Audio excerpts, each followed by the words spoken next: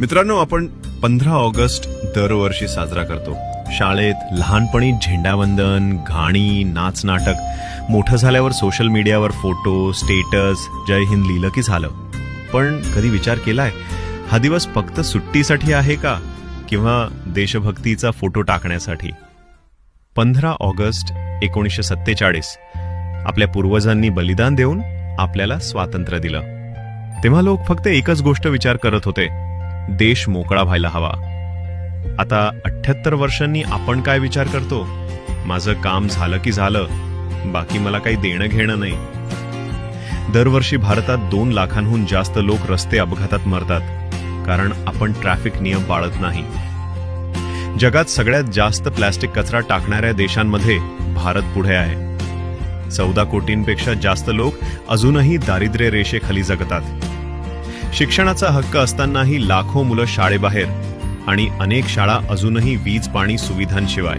दरवर्षी पावसाळ्यात पूर, पाण्यात बुडालेली शहरं, रस्त्यांचे खड्डे व्यवस्थेचा चेहरा उघड करतात. दररोज बलात्कार, महिला अत्याचार, गुन्हेगारी याच्या बातम्या आपल्यासमोर येतात, पण आपण शांत राहतो. केंद्रस्तरीय परीक्षा वेळेत होत नाहीत. तरुणांचा मौल्यवान वेळ वाया जातो. न्यूज चॅनल्स खरं दाखवायचं सोडून फक्त TRP साठीच खेळ खेळतात. इतकं शिकून सुद्धा तरुण बेरोजगार बसले आहेत. शेतकरी कर्जबाजारी होऊन आत्महत्या करत आहेत. आणि आजची पिढी प्रेमाच्या नादात दिशाहीन निर्णय घेऊन आपलं आयुष्य उद्ध्वस्त करत आहे. पण आपण अजूनही भ्रष्टाचार, जातीवाद आणि गैरसोयी यावर डोळेझाक करतो. बदल कुणी दुसरा आणणार नाही, बदल आपल्यालाच करायचा आहे. 15 ऑगस्ट फक्त झेंडावंदनाचा दिवस नसून तो आपल्याला आठवण करून देतो, तू देशासाठी काय करतोस.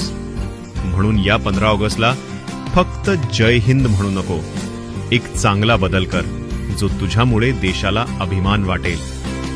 कारण खरी देशभक्ती पोस्टमध्ये नाही, तर आपल्या कृतीत आहे. जय हिंद.